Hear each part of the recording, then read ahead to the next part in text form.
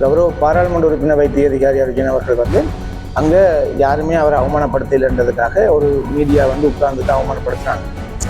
இந்த ஆட்சி வந்த பிறகு ஒரு கருத்து சுதந்திரம் இருக்கு, ஒரு ஊடக சுதந்திரம் இருக்கு, நம்ம பேசலாம். அது சில விடயங்கள் நான் உண்மையான ஒத்துக்கொள்வோம். சேட்டலைட் மீடியாவோட ஒரு நிமிஷம் இல்லை 2 நிமிஷம் தான் ஒரு செய்தியில ஒரு ஊடகத்துல போட முடியும். நீங்க நடந்த சம்பவம் முழுக்க எந்த சேட்டலைட் டிவியும் போடாது.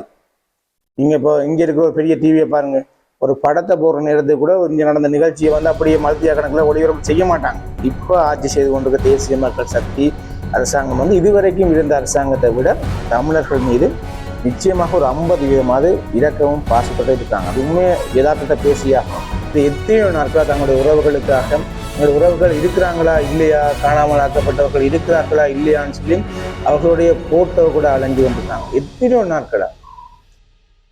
வணக்க மக்களை, நான் விஜயதரன். எனக்கு என்ன பார்க்க போறோம்னு சொல்லுங்க. எல்லாருக்கும் தெரியும், நேற்று செம்மணி வளைவில் நடைபெற்ற மிகப்பெரிய ஒரு கவனிப்பு போராட்டம். அங்கே நேற்று நடந்த சம்பவம் குறித்து எல்லாரும் ஊடகங்களில் பார்த்து தெரிஞ்சிருப்பீங்க. நிச்சயமாக நானும் நேரடியாக அங்கே கலந்து கொண்டதன் அடிப்படையில் வந்து அங்கே நடந்த சம்பவம் குறித்து இந்த வீடியோவில் பார்க்க போகிறோம். நிச்சயமாக யாரும் எங்கள் சேனலுக்கு புதுசாக வந்தால் சப்ஸ்கிரைப் பண்ணிட்டு வீடியோ பாருங்க. வாங்க வீடியோக்குள்ளே போகலாம்.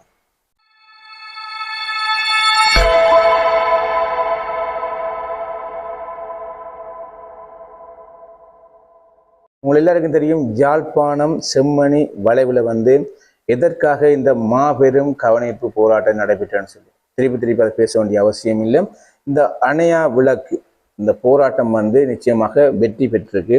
என்ன கோரிக்கையும் என்ன முடிவு எட்டணும்னு சொல்லி எண்ணத்தோட இந்த போராட்டம் ஆரம்பிக்கப்பட்டதோ நிச்சயமாக அது மிகப்பெரிய ஒரு வெற்றி. நிச்சயமாக உங்களை எல்லாருக்கும் தெரியும், 23, 24, 25 இந்த தேதிகளில் வந்து இந்த மிகப்பெரிய ஒரு கவனிப்பு போராட்டம் எதற்காக ஆரம்பிக்கப்பட்டது உங்களை எல்லாருக்கும் தெரிஞ்ச விடயம். ஆனா இதுல வெற்றி அடைஞ்சிருக்குன்னு சொல்லி எதை சொல்றோம்னு சொன்னா தெளிவான புரிஞ்சு கொள்ளுங்க. மனித உரிமை ஆணையாளர், அதாவது ஐக்கிய நாடு சபையின் மனித உரிமை ஆணையாளர் வந்து நேரடியாகவே செம்மணி பகுதி, அதாவது தோண்டி எடுக்கப்பட்ட எலும்பு கூடுகள் எச்சம் இருக்கிற இடத்துல வந்து நேரடியாக பார்வையிட்டு இருந்தாங்க. அது மட்டும் இல்லாம நேற்று வந்து என்ன சொல்றது, போராட்டம் நடத்திய, அதாவது கவனிப்பு போராட்டம் நடத்திய அந்த திடலுக்கும் வந்து அங்கே வந்து அந்த சொல்கிறது அணையா விளக்குக்கு பூ போட்டு அங்கே வணங்கியிருந்தாங்க. அது மிகப்பெரிய ஒரு என்ன சொல்கிறது, புல்லரிக்கக்கூடிய ஒரு நிகழ்வாகவே பதிவு செய்யப்பட்டிருக்கு. நிச்சயமாக அங்கே நேரடியாக நின்றது அடிப்படையில் வந்து சில விமர்சனங்கள் இருக்கு, நிச்சயமாக விமர்சனங்கள் இருக்கு. என்னன்னு சொன்னால் அங்கே நடந்த சம்பவங்கள் சிலது மனவேதனை அளிக்கக்கூடிய மாதிரி இருந்தது. அதன் அடிப்படையில் வந்து இந்த ஊடகங்கள்லேயும் நம்ம வந்து தனி மனித தாக்குதலையும் பார்க்கக்கூடிய மாதிரி இருந்தது. நிச்சயமாக இந்த வீடியோ பதிவு செய்யறதுக்கான காரணம் தெளிவாக புரிஞ்சு கொள்ளுங்க. நேற்று செம்மணி வளைவில் நடைபெற்ற சில சம்பவம் குறித்து தான் இந்த வீடியோவில் பார்க்க போகிறோம். ஒரு ரிவ்யூவாகவே பார்த்துக்குங்க. ஏன்னு சொன்னால் அங்கே நடந்த சம்பவம் குறித்து சில மன கசப்பான நிகழ்வுகளும் அங்கே நடைபெற்றது. அதன் அடிப்படையில் வந்து இந்த வீடியோ பதிவு அமைய இருக்கு.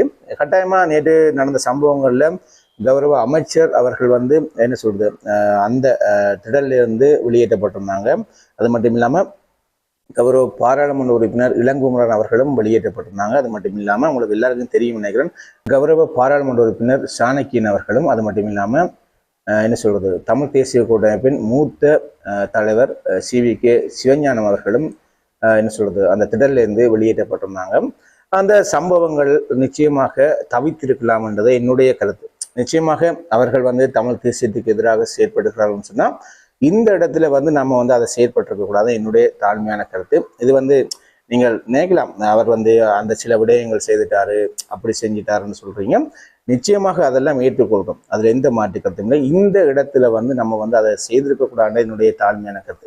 என்னுடைய கருத்து, மக்களுடைய உணர்வை நான் மதிக்கிறேன், அதுல எந்த மாற்று கருத்தும் இல்லை. ஆனா சில விடயங்களை வந்து தவிர்த்திருக்கலாம். தெளிவாண்டு புரிஞ்சு கொள்ளுங்க. அந்த பாராளுமன்ற உறுப்பினர்களை வந்து நாங்க வந்து அதுல வந்து அவமானப்படுத்துறதால எந்த லாபமும் கிடைக்க போறது இல்லை. நீங்க தான் ஓட்டு போட்டு அவர்களை வந்து பாராளுமன்ற உறுப்பினராக ஆக்கியிருக்கீங்க. அப்படி இருக்கும் பொழுது அந்த பாராளுமன்ற உறுப்பினர்களுக்கு கொடுக்குற தண்டனை வந்து நீங்கள் அவர்களை அவமானப்படுத்துறது மூலம் கிடைக்காது. நிச்சயமாக அவர்கள் வந்து தேர்தலுக்கு வரும் பொழுது அவர்கள் தவறானவர்கள்னு சொன்னா ஓட்டு போடாம விட்டாலே அவர்களுக்கான தண்டனை. நம்ம வந்து அங்க உங்களை தேடி வரும் பொழுது வந்து அவ்வாறான நிகழ்வுகள் வந்து நடக்காம தவித்திருக்கலாம்ன்ற என்னுடைய தாழ்மையான கருத்து. என்ன பொறுத்தமட்டை தமிழ் தேசிய உணர்வு இருக்கு, இல்லைன்னு சொல்லல. தமிழ் தேசியத்துக்கு எதிராக யார் செயற்பட்டாலும் எனக்கும் அந்த கோபமும் வேதனையும் வரும். ஆனால் அந்த இடத்துல வந்து வரும்பொழுது நம்ம வந்து தமிழரல்லோ, நம்ம தேடி ஒருத்தர் வீடு தேடி வரும் பொழுது நம்மளோட பண்பாடு என்ன, அவ எதிரியா இருந்தா கூட நேசிக்க வேண்டிய ஒரு கட்டாயத்தில் இருக்குமே. அது அடிப்படையில் வந்து அங்கே தேடி வரும் பொழுது நம்ம வந்து நேற்று அன்றைக்கு நடந்த சம்பவத்தை வந்து எனக்கு உண்மையாகவே ஒரு மனவேதனையாக இருந்தது. நிச்சயமாக தெளிவாண்டு புரிஞ்சு கொள்ளுங்க. இவ்வாறான விடயங்களை வந்து இனி வரும் எது பிரச்சனைகள் போராட்டங்கள் நடைபெறும் பொழுது தவிர்க்கிற மாதிரி அந்த ஏற்பாட்டு குழுக்கள் கையாள ஒண்ணுமன்றது என்னுடைய தாழ்மையான கருத்து. ஏன்னு சொன்னால் யாராக இருந்தாலும் அவமானப்படுத்தக்கூடாதுன்றது என்னுடைய தாழ்மையான கருத்து. அது தமிழ் தேசியத்தை தாண்டி நான் பேசுகிறேன். ஏன்னு சொன்னால் உண்மையாகவே தமிழ் உணர்வோடு, அவங்களே நான் தவறு சொல்லிடுறேன், தமிழ் உணர்வோடு இருக்கிறவங்களுக்கும் வலி வேதனை இருக்கும். அது மட்டும் இல்லாமல் இவ்வாறான விடயங்களை வந்து அவர்களும் தவிர்த்திருக்கலாம். தமிழ் தேசிய கூட்டமைப்பாக இருந்தால் கூட யாராக இருந்தாலும் சில விடயங்களை தவிர்த்திருக்கலாம். இந்த நேரம் வந்து அங்கே பாதிக்கப்பட்ட மக்கள் வந்து அவங்களுடைய குடும்பங்கள் அங்கே இருக்கிறாங்க, அவங்க வந்து கடும் வேதனை இருக்கிறாங்க. அது அடிப்படையில் வந்து நம்ம இந்த இடங்களில் போய் தேவையில்லாத பிரச்சனைகளை ஏற்படுத்தக்கூடாதுன்னு நினைச்சிருக்கலாம். அவர்களும் அதை யோசிக்கல.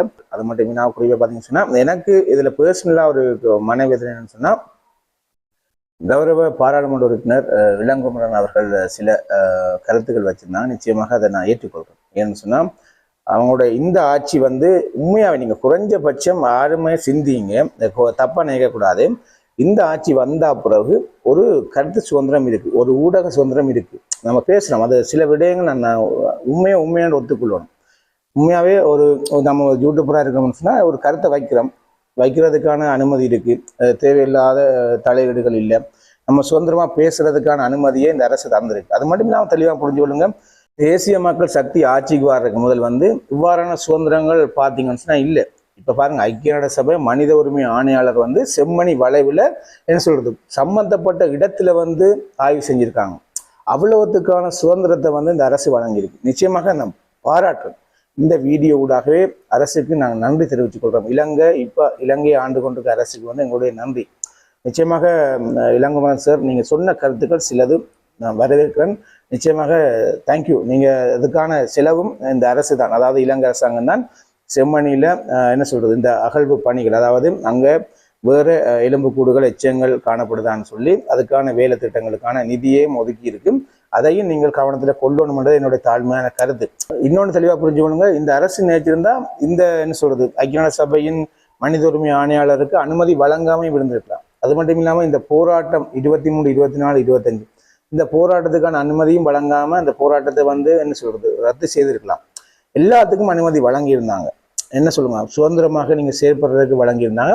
சில விடயங்கள் இருக்கு, மக்கள் கோவப்படுறதுக்கான காரணமும் இருக்கு. அதே சமயத்துல வந்து இந்த அரசு வந்து ஓரளவு தமிழ் மக்கள் மீது ஒரு 50% இறங்குறாங்க. எல்லாருக்குள்ளேயும் கருத்து வேறுபாடு இருக்கு. நிச்சயமா தெளிவாண்டு புரிஞ்சு கொள்ளுங்க. உங்களுக்கு எல்லாருக்கும் தெரியும், இப்ப ஆட்சி செய்து கொண்டிருக்க தேசிய மக்கள் சக்தி அரசாங்கம் வந்து இதுவரைக்கும் இருந்த அரசாங்கத்தை விட தமிழர்கள் மீது நிச்சயமாக ஒரு 50% இரக்கவும் பாசத்தோட இருக்காங்க. அது உண்மையை யதார்த்தத்தை பேசியாகணும். கூடுதலாக யாழ்ப்பாண தமிழர்களுக்கு வந்து சார்பாக பேசியும் சார்பாக சில திட்டங்களையும் செய்து வராங்க. நிச்சயமாக சில கருத்துக்கள் வந்து பாராளுமன்றங்களில் இவர்கள் வைத்தது தவறுதான். தமிழர்களுடைய மனதை நோடிக்கிற மாதிரி வைத்திருக்கிறார்கள். அதன் அடிப்படையில் தான் நேற்று வந்து அந்த நிகழ்வு நடைபெற்றது. அது நடக்காமே தவிர்த்திருக்கலாம். நிச்சயமாக அது நடந்திருக்கக்கூடாதுன்றதன் அடிப்படையில் நாங்கள் பேசினா கூட எங்களுடைய உறவுகளுடைய நிலையிலேருந்து நாங்கள் பேசணும். எங்களுடைய உறவுகள் வந்து எத்தனையோ நாட்களாக தங்களுடைய உறவுகளுக்காக, எங்களுடைய உறவுகள் இருக்கிறாங்களா இல்லையா, காணாமல் ஆக்கப்பட்டவர்கள் இருக்கிறார்களா இல்லையான்னு சொல்லி அவர்களுடைய போட்டோ கூட அலைஞ்சு கொண்டிருக்காங்க எத்தனையோ நாட்களா. அவங்களுடைய மனவேதனை நாம வந்து அது என்ன சொல்றது அளவுகோல் வச்சு அளக்க முடியாத ஒரு துன்பம் அது. அப்ப நம்ம வந்து அதுக்கு எதிராக சில கருத்துக்கள் வைக்கும் பொழுது மிக மிக ஒரு அவதானமா இருக்கும். அதன் அடிப்படையில தான் இந்த சம்பவம் நடைபெற்றிருக்கு. நிச்சயமாக அதையும் நாங்கள் கவனத்துல கொள்ளணும். சரி, அங்க நடந்த சம்பவம் வந்து மிகப்பெரிய ஒரு என்ன சொல்றது துன்பத்துல அந்த கிட்டத்தட்ட 23, 24, 25 இரவு பகல அங்க வந்து கவனிப்பு போராட்டத்தில் அணையா விளக்குல இருக்கிறாங்க. அவங்களுக்கு வேதனை இருக்கு. எத்தனையோ நாட்கள் தங்கள் உறவுகள் இழந்தவங்க வந்து மன வேதனையில குமுறல் இருப்பாங்க. ஆனா என்ன பொறுத்த மாட்டேங்க இந்த விடயங்கள் தொடர்பாக சம்பந்தப்பட்டவர்கள் மாற்றுக்கருத்தோட இருக்கிறவர்கள் வந்து இந்த நிகழ்வை வந்து தவிர்த்திருக்கலாம். புரியுதா? இந்த நிகழ்வை வந்து தவிர்த்திருக்கலாம்.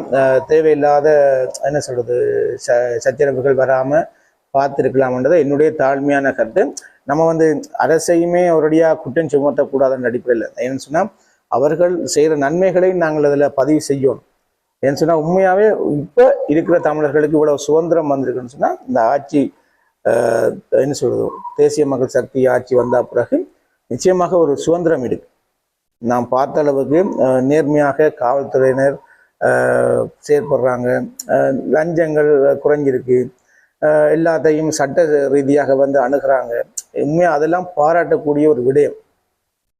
இதில் ஏகப்பட்ட விடயங்கள் நம்ம சில யூடியூபர்ஸ் குறை சொல்லி கொண்டிருக்காங்க. ஒரு போராட்டம்னு சொன்னால், ஒரு கவனஈர்ப்பு போராட்டம் பண்ணால் மக்கள் நெரிசல் இருக்கும், அதில் ஏகப்பட்ட பிரச்சனைகள் இருக்கு. நம்ம நுண்ணுக்குமா போய் நொட்டினோம்னு சொன்னால் எல்லாத்தையும் தான் பிரச்சனை பிடிக்க முடியும். கௌரவ பாராளுமன்ற உறுப்பினர் வைத்திய அதிகாரி அர்ஜுன் அவர்கள் அங்கே யாருமே அவரை அவமானப்படுத்தலைன்றதுக்காக ஒரு மீடியா உட்கார்ந்து தான் அவமானப்படுத்துறாங்க. என்ன சொன்னால் அவரை இப்படி செஞ்சாங்க இப்படி செஞ்சாங்க. நம்ம போனதைப்பா தெளிவாண்டு புரிஞ்சுக்கொள்ளுங்க. அவரை குற்றம் பிடிக்க போனீங்களா? இல்லை, நீங்கள் போனீங்க, மக்கள் உன்னோட போனீங்க. அப்போ மக்களுக்கு சார்பாக நின்றுட்டு வரவனியான அந்த போராட்டத்தில் அங்கே போராடின மக்களை பார்க்கல. கௌரவ பாராளுமன்ற உறுப்பினர் வைத்திய அதிகாரி அர்ஜுன் அவர்கள் என்ன தவறு செய்கிறாங்க, அவர் எப்படியாவது அவருடைய தவறுகளை செய்யறதுன்னு போய் நம்ம அவரை பற்றி தப்பாக பேசணும்ன்ற ஒரு முடிவோடு இருந்தீங்க. சில நபர்கள் அப்படித்தான் பேசுகிறாங்க. நிச்சயமாக அங்கே வந்தவர்கள் மத்தியில் கௌரவ பாராளுமன்ற உறுப்பினர் வைத்திய அதிகாரி அர்ஜுன் அவர்களுக்கு மிகப்பெரிய ஒரு வரவேற்பை வழங்கியிருந்தாங்க அங்கே போராட்டத்தில் ஈடுபட்டிருந்த மக்கள். அது ஒரு சில நபர்களுக்கு ஒரு நபரை பிடிக்காது. இப்போ நேற்று நடந்த சம்பவம் குறித்து தனிப்பட்ட முறையிலே நடந்திருக்கலாம் என்றுதான் என்னுடைய கருத்து. ஒரு சில நபர்கள்லாம் நாங்கள் அவர்களை பேசிக்கொண்டு திடல்லேருந்து வெளியேற்றினாங்க. அதன் அடிப்படையில் நம்ம யாரையுமே சரியன்னு சொல்ல முடியாது, யாரையுமே புள்ளியன்னு சொல்ல முடியாது. ஏதோ ஒன்று நடந்திருக்கு, அதை என்ன சொல்றது, கனத்த இதயத்தோட கடந்து போறதுதான் என்னுடைய தாழ்மையான கருத்து. கௌரவ பாராளுமன்ற உறுப்பினர் வைத்திய அதிகாரி மீது விமர்சனம் வைப்பவர்களை தெளிவாக பார்த்துக்கொள்ளுங்க. கிட்டத்தட்ட 23ஆம் தேதி இந்த போராட்டத்தில் கலந்து கொள்றாங்க கௌரவ பாராளுமன்ற உறுப்பினர் வைத்திய அதிகாரி அர்ஜுன் அவர்கள். மீண்டும் திருப்பி கொழும்புக்கு தன்னுடைய கார்லேயே செல்றாங்க. ஏன்னு சொன்னா, ஐக்கிய நாடு சபையின் மனித உரிமை ஆணையாளர் அங்கே கொழும்புல பாராளுமன்றத்தில் மீட்டிங் ஒன்று இருக்கு. அதன் அடிப்படையில் அதில் கலந்து கொள்றாங்க. அங்கே கலந்து கொண்ட விடயங்கள்லாம் அவங்க சொன்னாங்க. அதை திருப்பி நம்ம பேச வேண்டிய அவசியம் இல்லை. திருப்பி காரில் திருப்பி இங்கே வராங்க. எங்கே கடைசி நாள் இந்த போராட்டத்துக்கு, எங்கே 25ஆம் தேதி போராட்டத்துக்கு அங்கேருந்து காரில் இங்கே வராங்க.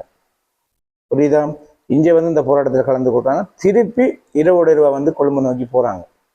அப்போ ஒரு பாராளுமன்ற உறுப்பினருக்கு நாங்கள் ஓட்டு போட்டது இருக்கு, எங்களுக்காக, எங்களோட பிரச்சனைக்காக பேசணும். எங்களோட பிரச்சனை, பாராளுமன்ற உறுப்பினருடைய வரமுறை என்ன, அவரால் அதான் செய்ய முடியும், எங்களுக்காக நிற்க முடியும். எங்களுக்கு எதிராக நடக்கிற அநீதிகளை வெளி உலகத்துக்கும், அது மட்டும் இல்லாமல் ஒரு மக்கள் பிரதிநிதியாக தலைமை தாங்கி அது சம்பந்தமாக பேச முடியும். அதன் அடிப்படையில் கிட்டத்தட்ட 27,000 பேர் ஓட்டு போட்டிருக்காங்கன்னு சொன்னால் அவர் எங்களுக்காக பேசணும்னு சொல்லிட்டான். எல்லாம் 27,000 பேரும் போய் பேச முடியாது. சிலாக்கள் அவர் பேசினதை பற்றி குற்றம் சாட்டி கொண்டிருக்கிறீங்க. என்ன சொல்ற, ஐக்கிய நாடு சபை மனித உரிமை ஆணையாளர் என்ன சொல்றது, எங்களுடைய போராட்ட திடலில் நிற்கும் பொழுது அவர் அவருக்கு சில விடயங்கள் சொன்னதை தொடர்பாக விமர்சனம் வைக்கிறீங்க. அவர் 27,000 பேர் ஓட்டு போட்டு ஒரு மக்கள் பிரதிநிதி, 27,000 பேரும் போய் சொல்ல முடியாது, அவரை காதுக்கு சொல்ல முடியும். புரியுதா? அப்ப அவரை விமர்சனம் பண்ணி, சரி அவர் ஒரு எம்பியா கதைக்க கூடாதுன்னு நீங்க சொல்றீங்கன்னா ஓகே, அவர் ஒரு பொதுமகனா கதைக்கிற உரிமை இருக்கு தானே. எத்தனையோ பேர் ஐக்கிய நாடு சபையின் மனித உரிமை ஆணையாளர் கையில விழுந்து கத்தி கேட்கிறாங்க. அந்த ஒரு பேசிக் சின்ன ஒரு அனுமதி கூட அவருக்கு இல்லையா? கொஞ்சம் கூட சிந்திக்கணும்பா. ஒருத்தரை விமர்சனம் பண்ணணும்ன்றதுக்காகவே பண்ணக்கூடாது. விமர்சனம் பண்றதுக்குன்ற ஒரு தகுதி இருக்கணும். அவர் இப்போ என்ன பிரச்சனைன்னு சொன்னா, அவருடைய பர்சனல் லைஃபை வச்சு தான் விமர்சனம் பண்ணுவீங்க. என்ன பொறுத்தவரை அவர் தமிழ் தேசியத்தை வச்சு விமர்சனம் பண்ண முடியாது. இதுவரைக்குமே கௌரவ பாராளுமன்ற உறுப்பினர் வைத்திய அதிகாரி அர்ஜுன் அவர்கள் தமிழ் தேசியத்துக்கு எதிராக எந்த கருத்தும் வைக்கல. அதன் அடிப்படையில் தான் நீங்கள் நேற்று அந்த நிகழ்ச்சியில எல்லாரையும் நீங்கள் வெளியேற்றும் பொழுது அவரை வெளியேற்ற முடியல. என்ன வெளியேற்றுவீங்க? அவர் தமிழ் தேசியத்துக்கு எதிராக எந்த பேச்சும் வைக்கல. அவருடைய அணுகுமுறை அப்படி இல்லை. புரியுது? அதன் அடிப்படையில தான் அவர் அங்க சுதந்திரமாக நின்றார். அதே உங்களுக்கு சில யூடியூபர்ஸுக்கு இது செய்யலை. யூடியூபர்ஸ்ன்னு சொல்றதை விட சில அவருக்கு எதிராக பேசுறதுக்கு இருக்கிற யூடியூபர்ஸ், நான் எல்லா யூடியூபர்ஸ் சொல்ல முடியாதுங்க, யூடியூபர்ஸுக்கு எதிராக நடந்த சம்பவம் தான் இறுதியில் பேச போறோம். தெளிவாண்டு புரிஞ்சுக்கொள்ளுங்க. நாங்கள் சில நபர்கள் அங்கே டாக்டரே கண்காணிக்கிறது, ஏன்னா அவரை பற்றி என்ன தவறு செய்கிறாரு, அந்த தவறை வச்சு நம்ம வீடியோ பதிவு செஞ்சு ஏதோ ஒன்று செய்து கொள்ளலாமான்னு சொல்லி. நேற்று இன்னொரு மனவேதனை ஒன்று சொல்கிறேன். ஒட்டுமொத்த யூடியூபரால் இந்த பிரச்சனை தெளிவாண்டு புரிஞ்சு கொள்ளுங்க. இந்த வீடியோ ஊடாக நான் உங்களை தெளிவாக சொல்லி கொடுறேன். யூடியூபர்ஸ் தலையங்கம் போடுவாங்க. ஏன்னு சொன்னால் அவங்க சர்ச்சையான தலையங்கங்கள் போட்டால் மாத்திரம்தான் வீடியோ ரீச் ஆகும். அதன் மூலம் தான் அந்த சொல்ல வர கருத்து வெளியில போகும். அதன் அடிப்படையில் சர்ச்சையான கருத்துக்கள் போடுவாங்க. ஆனால் உள்ளே இருக்கிறது உண்மைதானே இருக்கும். வீடியோ ஒரு சண்டை நடக்குதா, நேற்று ஒரு சம்பவம் நடக்குது, எங்கே செம்மணியில் வளைவில் வந்து ஒரு சம்பவம் நடக்குது. நாங்கள் அதை செய்து இல்லை. சம்பந்தப்பட்டவர்களுக்கும் சம்பந்தப்பட்ட அரசியல் தலைவர்களுக்கும் இடையில இருக்கிற பிரச்சனை, மனக்கசப்பு. அதை வந்து வீடியோ பிடிச்சது யூடியூபர்ஸ், அது ஓகே. ஆனால் யூடியூபர்ஸ் தான் எல்லாரையும் சண்டை கோத்து விடுறாங்க, யூடியூபர்ஸ் தான் எல்லாத்தையும் காரணம்னு சொல்றது மிக மிக ஒரு வன்மையாக கண்டிக்கத்தக்கது. ஓகே, ஒரு யூடியூபர்ஸுக்கும் அனுமதி வழங்காதுங்க, இனி எந்த நிகழ்வுக்கும் யூடியூபர்ஸை கூப்பிடாதுங்க, சொல்லிடுறேன். ஊடக சுதந்திரம் எந்த நாட்டில் இருக்குதோ அந்த நாடு தான் நிச்சயமாக ஜனநாயகத்தை நோக்கி போய்கொண்டிருக்கிற அர்த்தம். அதன் அடிப்படையில் வந்து இப்போ இலங்கையில் ஊடக சுதந்திரம் இருக்கு, அதன் அடிப்படையில் வந்து இலங்கையில் இப்போ மக்கள் சுதந்திரமாக வாழ்றாங்கன்றது ஒரு அர்த்தம். யாழ்ப்பாணத்தை பொறுத்த மடக்கி ஒரு யூடியூபர்ஸ் இருக்கிறாங்க, தெளிவாக என்ன சொல்றது, சுதந்திரமாக செயற்படுறாங்க. சரி, சில யூடியூபர்ஸ் வந்து கண்டென்ட் வாரியாக இல்லாமல் தலையங்கங்கள் மாறி சர்ச்சைக்குரிய தலையங்கங்கள் பதிவிடுறாங்க. அது பதிவிட்டா தான் அந்த வீடியோ ரீச் ஆகும். ஆனால் வீடியோக்குள்ளே போய் போட முடியாதானே, நீங்கள் எப்படியோ கிளிக் பண்ணி உள்ளே பார்க்கணும்னு உங்களை தூண்டுறதுக்காக தான் அதை செய்கிறாங்க. உள்ளவே பார்த்தீங்கன்னு சொன்னால் உண்மை கண்டென்ட் இருக்கு. யூடியூபர்ஸ் ஒட்டு மொத்தமாக நீங்கள் கேவலப்படுத்தீங்கன்னு சொன்னால் நிச்சயமாக தெளிவாண்டு புரிஞ்சுக்கொள்ளுங்க. ஒரு நிகழ்வை வந்து வெளி உலகத்துக்கு காட்டுறதுன்னு சொன்னால் யூடியூபர்ஸ் எல்லாம் முடியும். சேட்டலைட் மீடியாவில் ஒரு நிமிஷம் இல்லை 2 நிமிஷம் தான் ஒரு செய்தியில் ஒரு ஊடகத்தில் போட முடியும். நீங்கள் நடந்த சம்பவம் முழுக்க எந்த சேட்டலைட் டிவியும் போடாது. நீங்கள் இப்போ இங்கே இருக்கிற ஒரு பெரிய டிவியை பாருங்கள், ஒரு படத்தை போடுற நேரத்துக்கு கூட இங்கே நடந்த நிகழ்ச்சியை வந்து அப்படியே மல்டியா கணக்கில் ஒளிபரப்பு செய்ய மாட்டாங்க. அதை நீங்கள் தெளிவாக புரிஞ்சுக்கொள்ளுங்க. ஒட்டுமொத்த யூடியூபர்ஸ் மீது தாக்குதல் நடத்துறதுக்கு முற்படாதுங்க. ஒட்டுமொத்த பேரும் விளத்தினாங்கன்னு சொன்னால் உங்களுக்கு இங்கே என்ன நடந்தால் கூட வெளி உலகத்துக்கு தெரியாது. இதுவரைக்கும் யூடியூபர்ஸ் என்ன சொல்றது, முதல் இல்லாத காரணத்தெல்லாம் சில விடயங்கள் நடைபெற்றது. அதன் அடிப்படையில் வந்து தான் ஏகப்பட்ட விடயங்களுக்கு அனுமதிக்கப்பட்டது. யூடியூபர்ஸை நீங்கள் இழிவுபடுத்தி திருப்பி உங்களுடைய தமிழ் யூடியூபர்ஸ்களுக்கு அவமானப்படுத்துகிற மாதிரி செயல்படுறீங்க. அங்கே நிற்க நீங்கள் பாருங்கள், யூடியூபர்ஸுடைய கருத்து சுதந்திரம், அவங்களுடைய ஊடக சுதந்திரத்தை இன்னுமே கை கொடுத்து எழுப்பி விட்டீங்கன்னு சொன்னால் இந்த நாடு நிச்சயமாக இன்னுமே சுதந்திரமான நாடாக அமையும். குறிப்பாக தமிழருடைய பிரதேசம் சுதந்திர நாடாக அமையும் என்றது என்னுடைய தாழ்மையான கருத்து. சில நபர்கள் இதுக்கே விமர்சனம் வைப்பீங்க. ஆனால் ஒன்று சொல்கிறேன், யூடியூபர்ஸ் மூலம்தான் இந்த மூல முடக்கெல்லாம் ஒரு செய்தியை கொண்டு போய் கொடுக்க முடியும். எந்த சேட்டலைட் ஊடகத்தாலே முடியாது. சேட்டலைட் ஊடகமே இப்போ யூடியூப் நடத்துகிறாங்க. அவங்களோட பேரில் எல்லா சேட்டலைட் ஊடகமும் யூடியூப் நடத்துகிறாங்க. ஏன்னு சொன்னால் தெளிவாண்டு புரிஞ்சுக்கணுங்க, சேட்டலைட் மீடியாவில் எதுவுமே செய்ய முடியாது, யூடியூப்பால் முடியும். நீங்கள் யூடியூப்பரை கூப்பிட்டு வச்சு அசிங்கப்படுத்துறது உண்மையாகவே மனவேதனை அளிக்கும். ஒட்டுமொத்த பேரும் வெளியில் போனாங்கன்னு சொன்னால் நீங்கள் அங்கே நடக்கிற சம்பவம் வெளி உலகத்துக்கு தெரியாது. நான் 2 அங்கே கதை பேச்சுக்கள் எல்லாம் கேட்டுட்டு தான் நான் அதில் அந்த வீடியோ பதிவு செய்கிறேன். எல்லாம் ஒட்டுமொத்த அப்படின்னா அழைக்காதுங்க, ஒரு தரம் எந்த மீட்டிங்கும் அழைக்காதுங்க, ஒன்றுமே தெரியாது ஒளி உலகத்துக்கு. எல்லாம் ஊழல் பண்ணுறவங்க பண்ணுவாங்க, அநியாயம் பண்ணுறவங்க பண்ணுவாங்க. ஏன்னா அது முதல் யூடியூப் இல்லை தானே, அதனால எல்லாம் நடந்தது. அதனால நீங்கள் இப்போ யூடியூப்பர்ஸை எப்படியாவது தடை பண்ணணும், யூடியூப்பர்ஸை எப்படியாவது கீழே வளர்த்தி விட்டீங்கன்னு சொன்னால் நீங்கள் ஜெயிச்சிருவீங்க. பழைய நிலைக்கு தான் யாழ்ப்பாணமும் ஈழத்தமிழர்களும் போவாங்க. தெளிவாண்டு புரிஞ்சுக்கணும். சில விடயங்கள் விமர்சனம் வைக்கிறத பார்த்து விமர்சனம் வைங்க.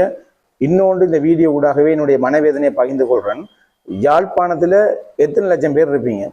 அந்த போராட்டத்தில் ஒரு 50,000 பேர் கலந்து கொண்டிருப்பாங்களா? மற்றவர்களெல்லாம் தமிழன் கிடையாதா? உங்களுக்கு எந்த உணர்வும் கிடையாது. 3 நாளில் ஒரு நாளாவது இந்த போராட்டத்தில், குறிப்பாக கடைசி நாள் வந்து நீங்கள் நின்று மக்கள் ஆதரவு, இவ்வளோ பேர் இவ்வளோ வேதனையில் இருக்கிறோம்னு உலகத்துக்கு காட்டணும்ன்ற எண்ணம் இல்லையா உங்களுக்கு? விமர்சனம் வைக்கிறதுங்க, சில விமர்சனங்களையும் சேர்த்து வைங்க, புரியுதா?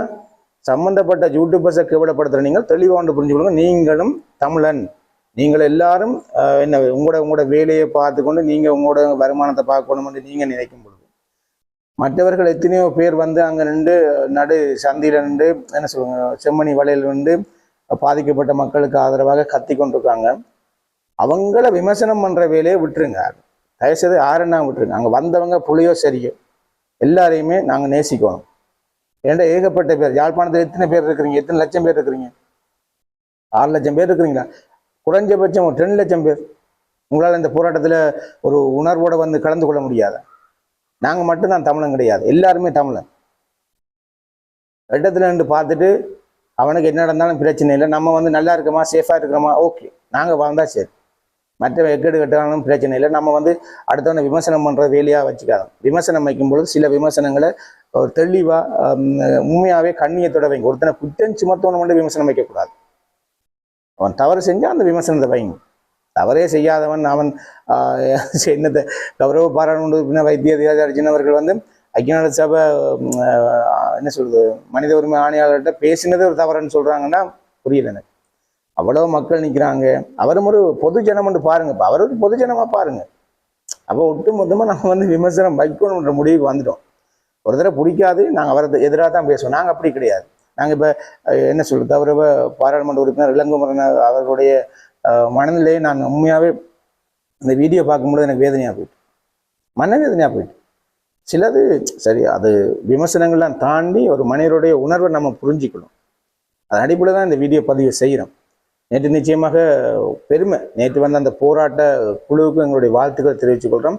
உண்மையாகவே என்ன சொல்றது ஐநா சபையுடைய மனித உரிமை ஆணையாளர் வந்து இந்த செம்மணி வளைவில் வந்து எங்களுடைய திடலில் வந்து அணையா விளக்குக்கு பூ போட்டு கும்பிட்றாருன்னு சொன்னால் உண்மையாகவே புலம்பெயர்ந்த தமிழர்கள் அவங்க இல்லாமல் இது நடந்திருக்காது. அவங்க கொடுத்த ப்ரெஷர் தான் இங்கே இவ்வளவு தூரம் நடந்த அனைத்து சம்பவத்துக்கும் காரணம். நிச்சயமாக புலம்பெயர்ந்த ஈழத்தமிழர்களுக்கும் ரொம்ப ரொம்ப நன்றி இந்த வீடியோவாக தெரிவித்துக் கொள்கிறோம். கனத்த இதயத்தோட அந்த நிகழ்வில் நடந்த சம்பவங்கள் எல்லாத்தையும் கடந்து செல்லுவோம். என்னை பொறுத்த மட்டும் இந்த விமர்சனம் என்ற பேரில் வந்து நம்ம வந்து யாரையுமே அசிங்கப்படுத்தாமல் கடந்து போகிறதான் என்னை பொறுத்த மட்டும் என்னுடைய நல்ல குணமாக இருக்கும்னு நான் இதில் தெளிவாண்டு உங்களோட பதிவு செய்ய விரும்புகிறேன். நிச்சயமாக இது போல் இன்னொரு வீடியோவில் இதுலேயும் யாரும் வந்து கழிவு ஊற்றுவீங்க, அதுக்கும் பதில் வேணும்னா நான் பதில் வீடியோ போடுறேன். நிச்சயமாக இன்னொரு வீடியோ சந்திக்கும் பாய்.